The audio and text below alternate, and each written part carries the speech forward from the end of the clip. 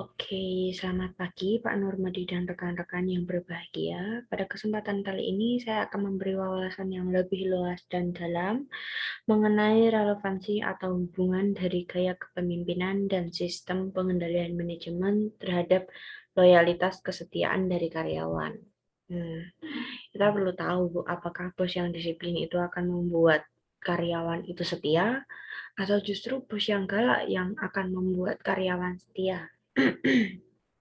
Nah, di sini kita akan membahas lebih lanjut mengenai hal itu.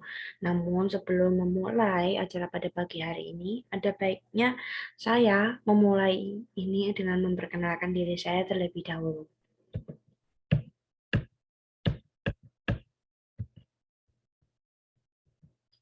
Nah, perkenalkan, audiens yang berbahagia, nama saya Dinta Sari Putri Utami dengan NIM F03193032. Saya merupakan mahasiswa aktif semester 5 dari program pendidikan S1 Akuntansi dari Universitas 11 Maret. Oke, sekarang kita akan memasuki ke pembahasan kita yang pertama pada pagi hari ini. Yang pertama itu adalah kepemimpinan. Jadi apa sih itu kepemimpinan?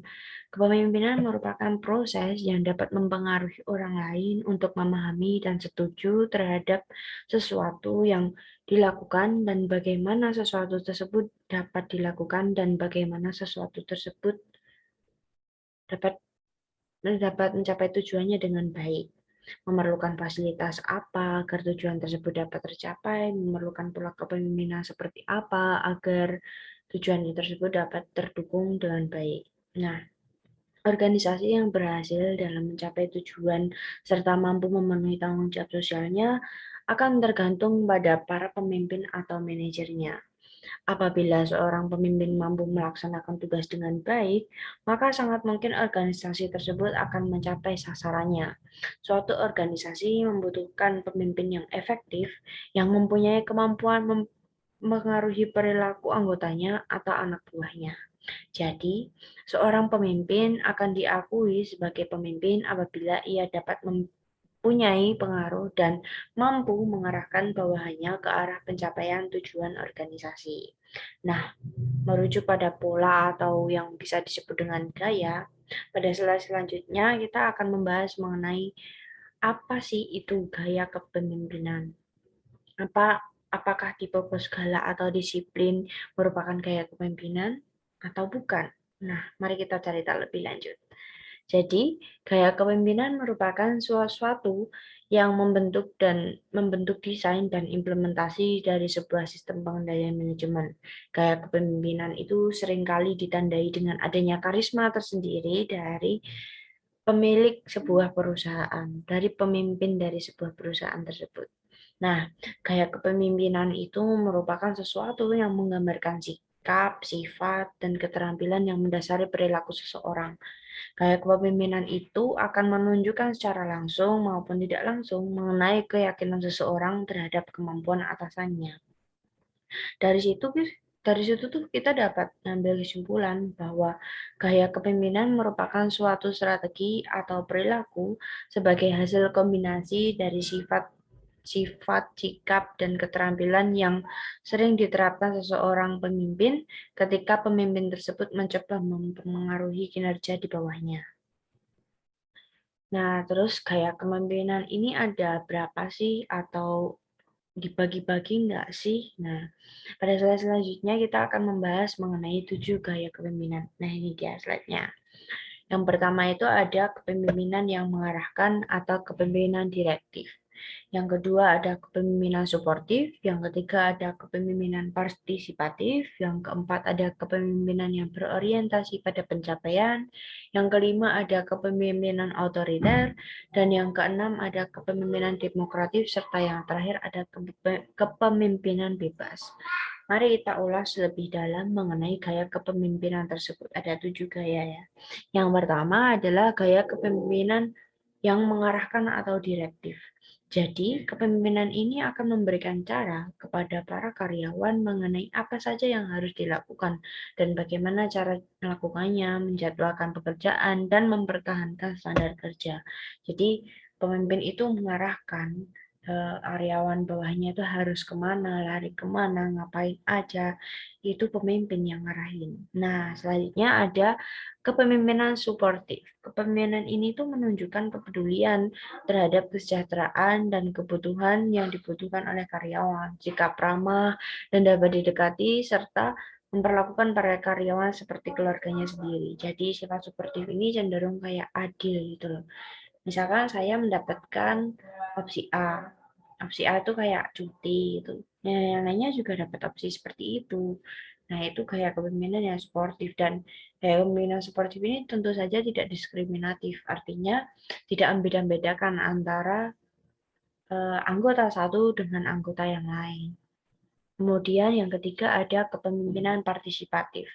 Kepemimpinan ini menunjukkan sikap berkonsultasi dengan karyawan secara serius, mempertimbangkan gagasan mereka pada saat mengambil keputusan. Nah, ini artinya pada saat melakukan voting atau musyawarah bersama anggotanya, melakukan rapat, semua anggota itu saran atau pemikirannya itu didengar. Jadi bukan hanya pemimpin saja yang memiliki hak dan wewenang untuk memberikan pandangan mereka, tapi semuanya diberikan kesempatan yang sama, itu dalam partisipatif. Kemudian ada kepemimpinan yang berorientasi pada pencapaian atau prestasi. Kepemimpinan ini mendorong karyawan untuk berprestasi pada tingkat tertinggi mereka dengan menetapkan tujuan yang menantang, menekankan pada kesempurnaan, dan memperlihatkan kepercayaan diri atas kemampuan karyawan. Nah, ini biasanya ditunjukkan dengan pemberian apresiasi kepada karyawan apabila dia memperoleh keteladanan yang baru. Misalkan saya sebagai karyawan ternyata memperoleh keteladanan berupa tidak pernah terlambat. Nah, seperti itu termasuk orientasi kepemimpinan yang memiliki orientasi pada pencapaian gitu. Nah, yang kelima ada kepemimpinan otoriter. Kepemimpinan ini merupakan gaya pemimpin yang memusatkan segala keputusan dan kebijakan yang diambil oleh dirinya sendiri secara penuh. Segala pembagian tugas dan tanggung jawab dipegang oleh pemimpin tersebut, sedangkan para bawahannya hanya melaksanakan tugas. Jadi, sama sekali tidak mendengar apa itu keluhan dari karyawan, apa itu pendapat dari karyawan, tidak memberikan hak yang sama pada karyawan, dan tidak memiliki apresiasi khusus kepada karyawan. Nah, itu yang dimaksud dengan kepemimpinan otoriter. Selanjutnya ada kepemimpinan yang demokratis. Apa sih itu kepemimpinan demokratis? Kepemimpinan ini merupakan gaya pemimpin yang memberikan wewenang secara luas kepada para bawahan jika terjadi suatu permasalahan, selalu mengikut sertakan bawahan sebagai suatu tim yang utuh. Dalam gaya kepemimpinan demokratis, pemimpin memberikan banyak informasi tentang tugas dan tanggung jawab para bawahannya. Nah, gaya kepemimpinan yang demokratis ini maksudnya adalah seperti misalkan ada voting gitu kan. Nah, voting itu ya semuanya punya hak. Nah, nanti keputusan terbesar yang diambil seperti kayak yang diterapkan di Indonesia itu adalah pola kepemimpinan yang demokratis. Selanjutnya ada pola kepemimpinan bebas atau gaya kepemimpinan bebas. Kepemimpinan ini hanya terlibat dalam kuantitas yang kecil di mana para bawahnya secara aktif menentukan tujuan dan menyelesaikan masalah yang dihadapi. Jadi, pemimpin itu hanya sebagai apa ya?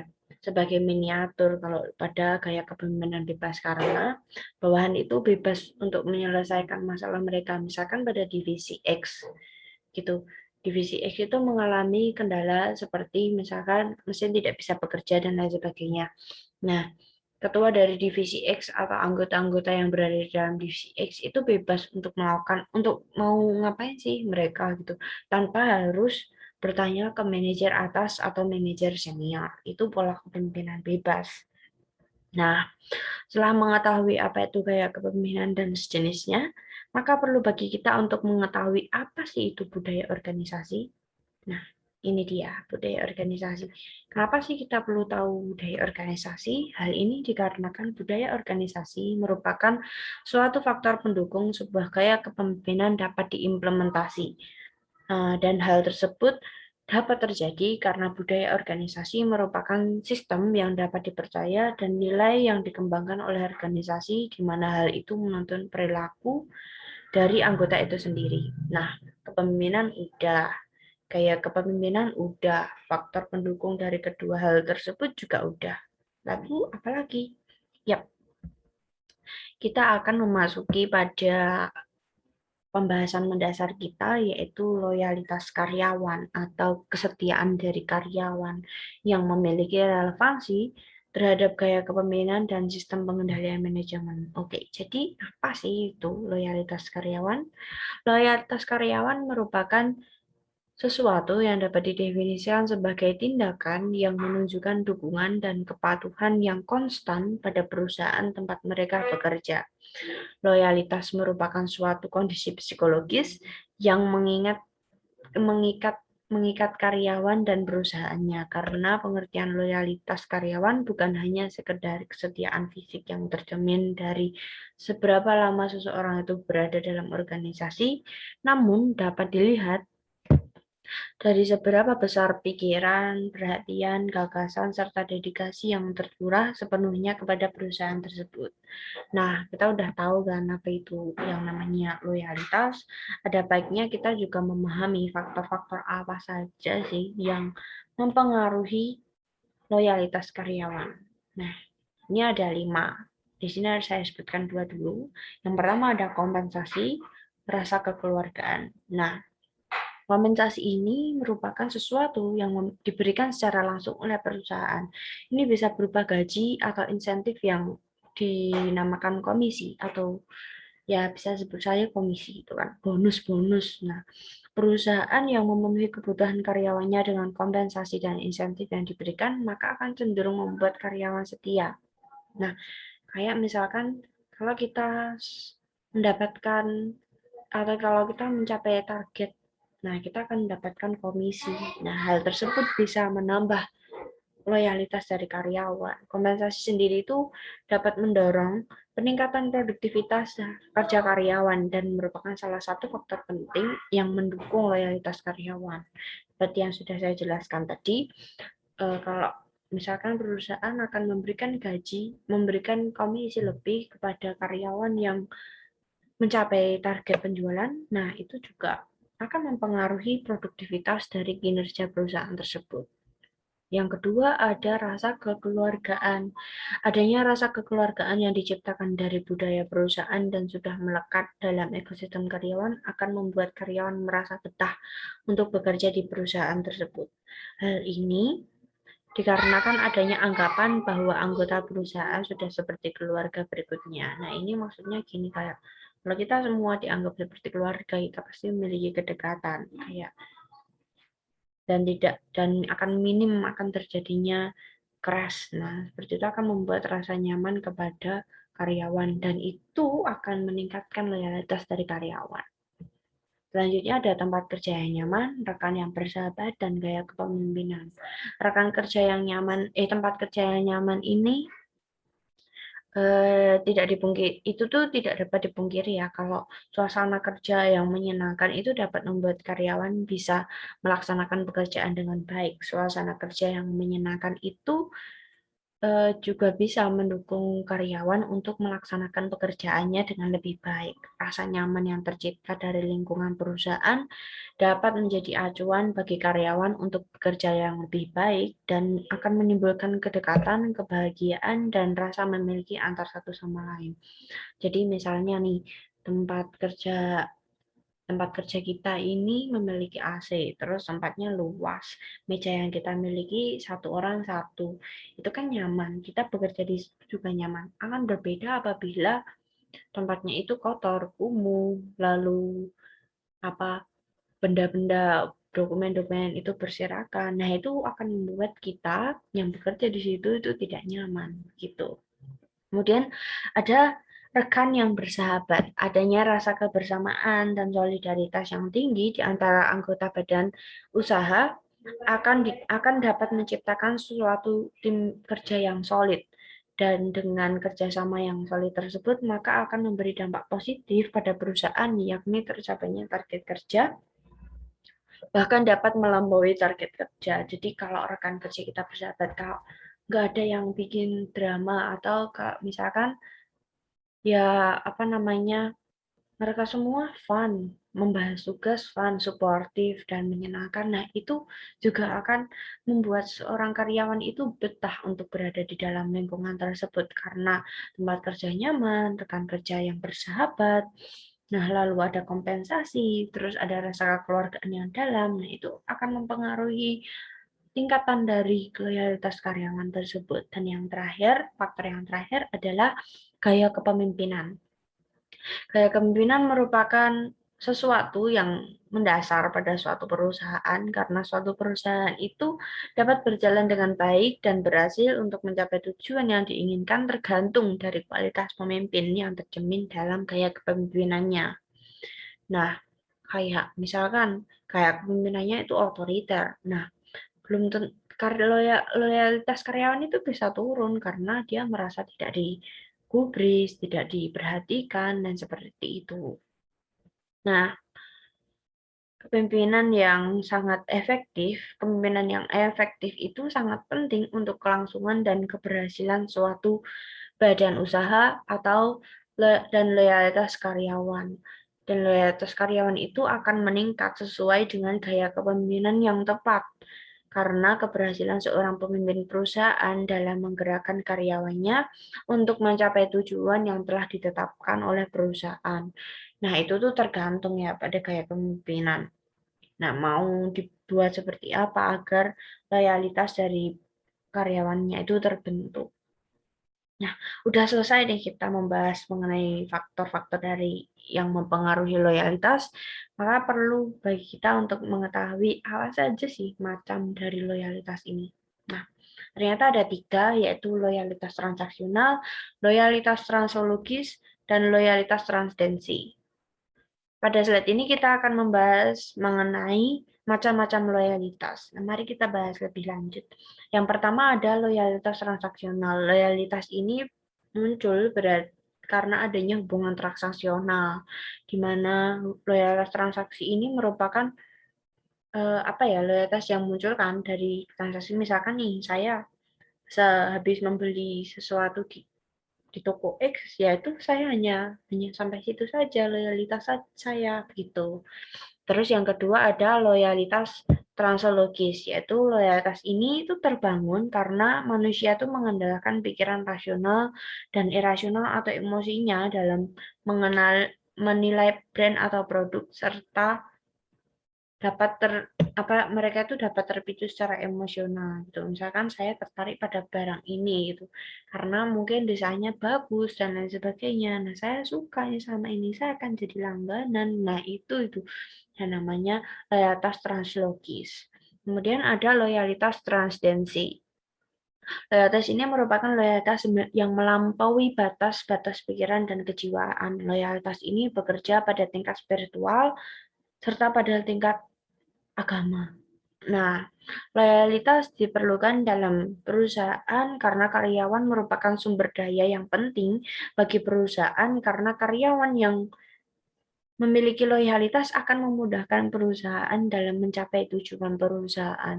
Jadi dapat dikatakan bahwa dengan adanya loyalitas dari dalam diri karyawan, maka ini merupakan satu keuntungan bagi perusahaan karena karyawan menjadi lebih setia dan peduli terhadap perusahaan.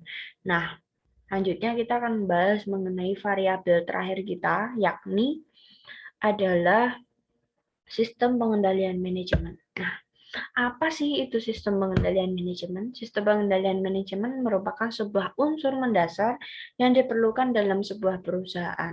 Sebuah perusahaan memiliki risiko kemunduran yang tinggi apabila tidak memiliki sistem pengendalian yang baik. Pengendalian manajemen itu merupakan suatu proses di mana manajemen atau bagian yang mempunyai kewenangan untuk menggerakkan perusahaan mempengaruhi anggotanya untuk mencapai tujuan dari perusahaan tersebut. Nah, pada dasarnya sistem pengendalian manajemen ini merupakan alat bagi manajemen untuk membangun masa depan perusahaan. Dan dalam menjalankan sejumlah aktivitas untuk memulai kegiatannya. Setiap entitas perusahaan melakukan proses perencanaan untuk mencapai tujuannya. Nah, kita sudah tahu bahwa ini ada dua bentuk dari sistem pengendalian manajemen. Ada sistem pengendalian formal dan sistem pengendalian informal. Mari kita ulas lebih lanjut. Apa sih itu sistem pengendalian formal? Jadi, sistem formal merupakan sistem yang lebih terstruktur, di mana sistem formal memperjelas struktur kebijakan dan prosedur yang harus diikuti oleh anggota organisasi. Pendokumentasian dengan struktur, kebijakan, dan prosedur secara formal ini juga akan membantu organisasi untuk menjalankan tugas-tugasnya. Nah, ini kayak urut gitu loh, kayak bagan kepemimpinan yang urut dari piramida atas untuk ke bawah gitu. Terus selanjutnya ada sistem informal. Apa sih itu sistem informal? Sistem informal merupakan sistem yang lebih berdimensi. Hubungan antar pribadi yang tidak ditujukan dalam struktur formal bersifat lebih fleksibel sesuai dengan kebutuhannya. Nah, pengendalian manajemen tidak berarti bahwa setiap tindakan harus sama dengan rencana yang ditetapkan. Pada dasarnya bisa saja berubah karena adanya perbedaan waktu antara rencana kegiatan. Tujuan pengendalian manajemen yakni untuk menjamin bahwa strategi yang dijalankan telah sesuai dengan tujuan organisasi yang ditentukan. Nah, kita sudah tahu nih apa aja tadi bentuk-bentuk dari sistem manajemen. Nah, kita perlu tahu adanya ciri penting dari sistem pengendalian manajemen. Ini ada 3, teman-teman. Nah, yang pertama itu ada sistem pengendalian manajemen yang digunakan untuk mengendalikan seluruh aktivitas organisasi, termasuk pengendalian terhadap seluruh sumber daya yang akan digunakan, baik manusia, teknologi, dan hasil yang diperoleh dari organisasi, sehingga proses pencapaian tujuan dapat berjalan dengan lancar. Yang kedua ada pengendalian manajemen bertolak dari strategi dan teknik evaluasi yang berintegrasi dan menyeluruh. Nah, ini biasanya digunakan untuk melakukan evaluasi pada suatu aktivitas tertentu atau untuk mengetahui kekurangan apa sih gitu. Itu ciri penting dari sistem pengendalian manajemen yang kedua. Dan yang terakhir itu ada pengendalian manajemen lebih berorientasi pada manusia, karena pengendalian manajemen lebih ditunjukkan untuk membantu manajer dalam menciptakan strategi organisasi dan bukan untuk memperbaiki detail. Gitu. Selanjutnya, kita akan memasuki pokok bahasan dari kita pada pagi hari ini, yakni mengenai keterkaitan sistem pengendalian manajemen terhadap loyalitas karyawan. Ternyata ada 3 keterkaitan. Apa aja sih itu? Yang pertama ada pengendalian hasil, yang kedua ada pengendalian proses, yang ketiga ada pengendalian budaya. Nah, yang pertama ada pengendalian hasil. Dengan target yang ditetapkan tidak dijadikan sebagai sebuah beban, itu untuk pengendalian hasil ya. Jadi ya udah hasil aja, nggak usah hasil itu jadi beban gitu, karena ada sosok pemimpin yang tidak lepas tangan terhadap anggotanya dan selalu mendorong dan memotivasi mereka. Jadi ya udah, ini target kita tapi jangan dijadikan beban, itu take it easy aja. Nah, itu gampangnya seperti itu untuk pengendalian hasil, namun tetap memperhatikan aspek-aspek tertentu, yaitu tidak boleh jauh melenceng dari tujuan perusahaan. Dorongan atau motivasi yang diberikan atasan kepada karyawan sangat diperlukan untuk pencapaian target yang ditetapkan oleh perusahaan, karena dengan adanya motivasi yang diberikan dapat menyemangati karyawan sehingga akan berdampak pada kinerja yang lebih baik.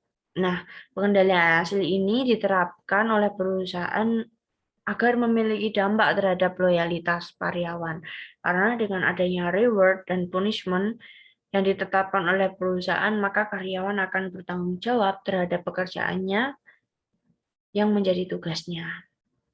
Nah, karyawan itu akan puas dengan reward yang diterimanya sesuai dengan kinerja yang telah diberikannya. Itu yang namanya pengendalian hasil. Jadi ya udah, kalau dapat hasil yang sesuai nanti dapat reward. Kalau enggak jadi punishment, atau kalau misalkan menyeleweng dari aturan perusahaan nanti dapat punishment. Nah, seperti itu pengendalian hasil. Nah, kepuasan itu tuh, kepuasan yang diciptakan dari pengendalian hasil itu dapat mendorong peningkatan produktivitas kerja karyawan dan mencegah terjadinya perpindahan karyawan dari perusahaan ke perusahaan lain. Hal ini menjadikan karyawan semakin loyal kepada perusahaan. Nah, yang kedua ada pengendalian proses. Pengendalian proses ini diterapkan di perusahaan untuk mendorong karyawan agar patuh terhadap organisasi dan melaksanakan aktivitasnya dengan menggunakan standar operating procedure. Keberadaan standar operating procedure merupakan suatu aturan atau prosedur yang berlaku untuk mempermudah karyawan menjalankan tugasnya. Sehingga karyawan itu dapat menjalankan tugasnya itu tanpa ragu-ragu dan tanpa beban, karena tujuan perusahaan adalah dalam membuat standar operating procedure adalah bukan untuk mempersulit pekerjaan, namun untuk mempermudah pekerjaan. Standar operating procedure ini juga bisa menjadi alat pengendalian dalam menilai kinerja seseorang dari proses pekerjaan yang mereka lakukan. Dan karyawan yang loyal kepada perusahaan akan patuh kepada standar operating procedure yang berlaku di perusahaan. Dan yang terakhir ada pengendalian budaya.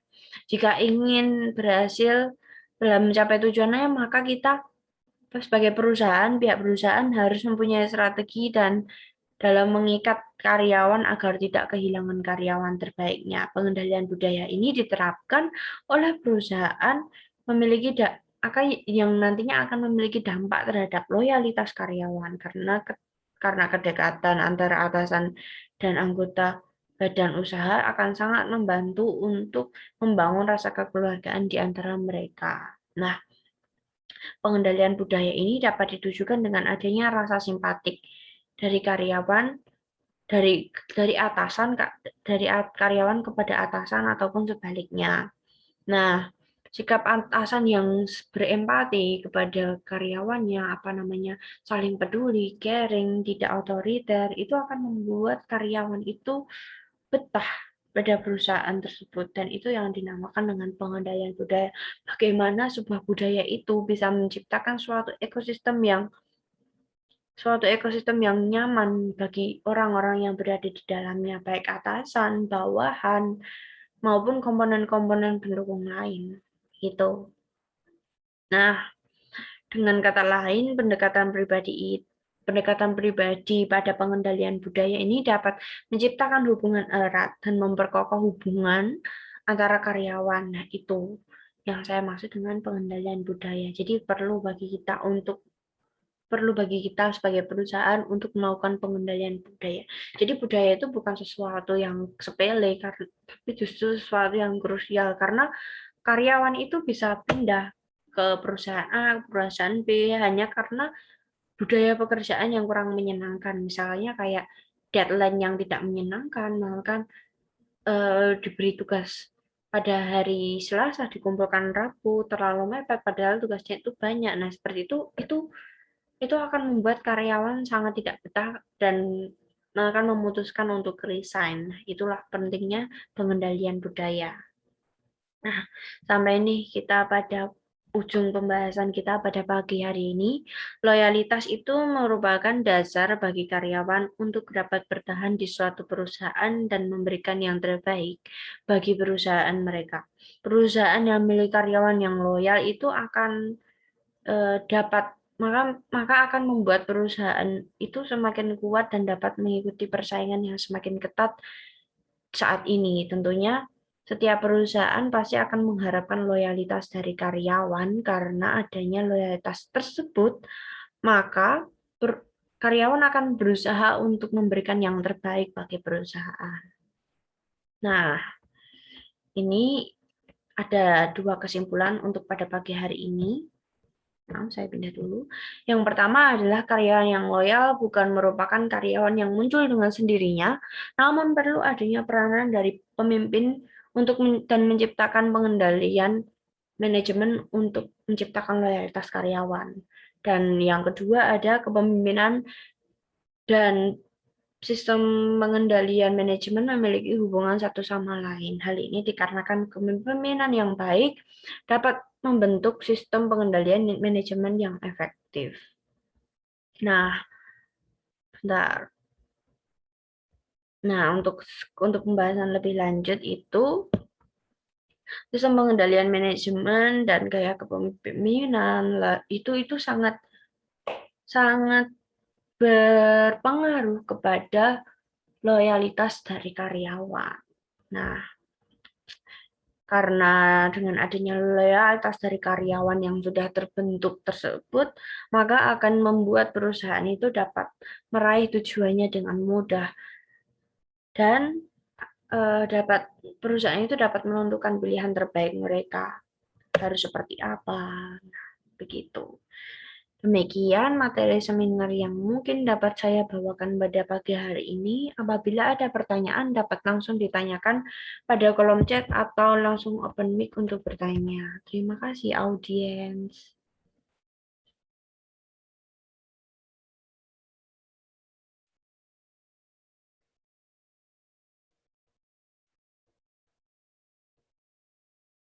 Nah, ini sepertinya ada yang bertanya.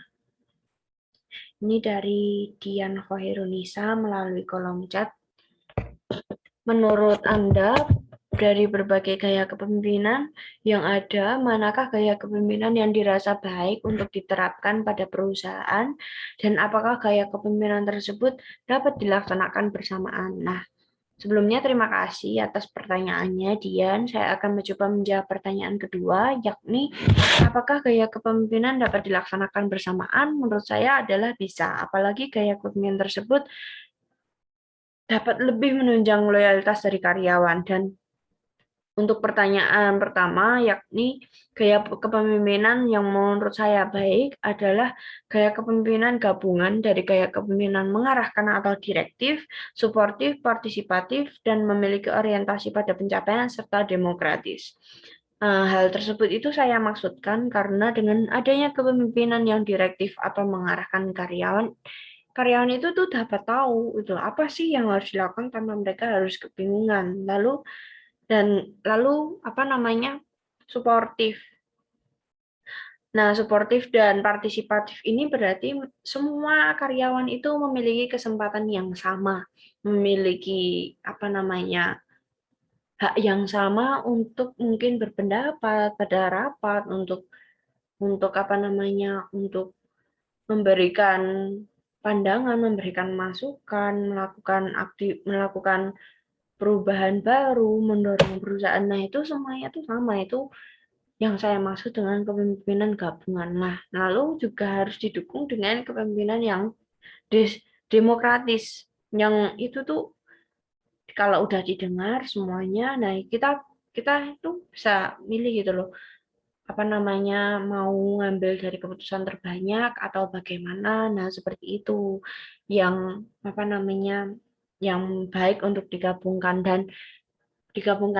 ya, dan setelah penggabungan itu juga baik juga untuk dilakukan penggabungan dari kepemimpinan yang apa namanya berorientasi kepada prestasi. Ini perlu ya, karena kalau seseorang karyawan itu diapresiasi, itu pasti mereka akan merasa seperti dihargai gitu. Dan itu yang saya namakan apa namanya, gaya kepemimpinan itu bisa digabung, apalagi kalau gaya-gaya kepemimpinan itu dapat menunjang loyalitas dari karyawan. Nah, mungkin itu saja karena waktu kita sudah hampir habis, yaitu 37 menit. Dan jika tidak ada pertanyaan lagi, pada presentasi pada pagi hari ini saya cukupkan sekian. Terima kasih. Apabila ada kesalahan, itu datangnya dari saya, dan apabila ada kelebihan, itu datangnya dari Allah Subhanahu wa Ta'ala. Demikian presentasi yang dapat saya bawakan pada hari ini. Wassalamualaikum warahmatullahi wabarakatuh. Terima kasih dan selamat pagi Pak Normadi serta rekan-rekan yang berbahagia.